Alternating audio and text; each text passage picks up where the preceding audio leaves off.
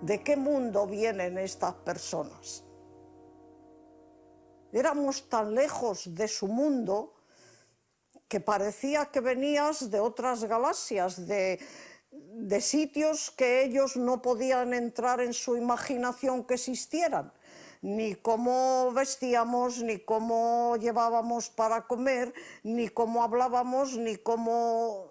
Éramos otra cosa, tampoco éramos los titiriteros que van por los pueblos. Había otra relación, era otra cosa. Era como si algo de pronto que no se puede creer llegara a ellos y dijera, pues sí, creedlo que estamos aquí, venimos a ayudaros. Desgraciadamente fue tan poco tiempo que no sirvió de mucho. Entonces oías hablar de la miseria que había en el campo en España, pero yo no la había visto. Y entonces con las misiones tú veías a aquella gente que verdaderamente era la miseria. Y sobre todo hacer ver una cosa, que la cultura española no es la educación cristiana española, sino que es la cultura española. Es una educación civilizada en vez de una educación religiosa. Esas son las misiones pedagógicas. Acercar al pueblo al tesoro de sabiduría nacional. No precisamente que hagan novenas y que recen y que hagan tal. Es otra cosa. Es una educación ciudadana, una educación cívica. La misión llegaba a un pueblo y se ponía en contacto con el alcalde y con el maestro para entregar los libros que se llevaban para la biblioteca, para ver en qué local o en qué lugar del pueblo se podía instalar el andamiaje para el teatrito. Se hacía una especie de pregón para que el pueblo supiera a qué hora se iba a actuar, y luego la única propaganda era el discurso del señor Cosío que se leía antes de empezar el acto. Las misiones fueron las que crearon el entusiasmo y la ambición de aprender, que ese fue el gran mérito, el gran secreto de las misiones pedagógicas, que fueron creando estímulos.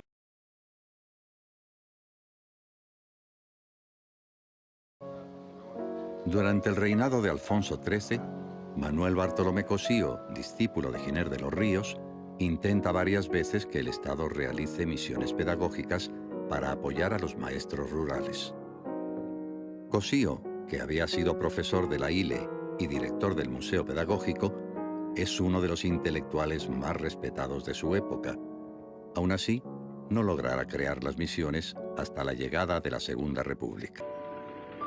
Cuando el señor Cosío fundó las misiones pedagógicas, entonces se acordó de que podían primero colaborar con misiones pedagógicas, éramos los antiguos alumnos del Instituto de Escuela y de la Institución Libre de Enseñanza, puesto que el señor Cosío era profesor de la Institución Libre de Enseñanza y discípulo directo de don Francisco Giner de los Ríos. Y con ese motivo, pues me llamaron a mí y le llamamos a todos los compañeros que quisiéramos colaborar en esa misión. Nos pareció tan bella, tan bonita, que claro, nos prestamos a ello enseguida.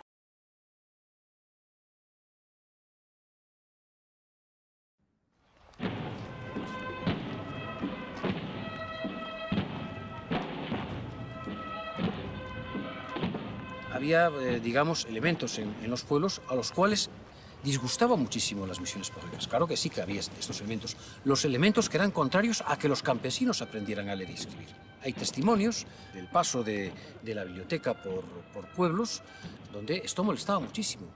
Que de repente a un campesino pues se le diera un libro de Calderón de la Barca o las poesías de Antonio Machado, o simplemente el hecho de que leyeran cosas que no controlaba el sacerdote, que no controlaba el cacique, que empezaban a leer estas cosas y luego iban a leer libros revolucionarios.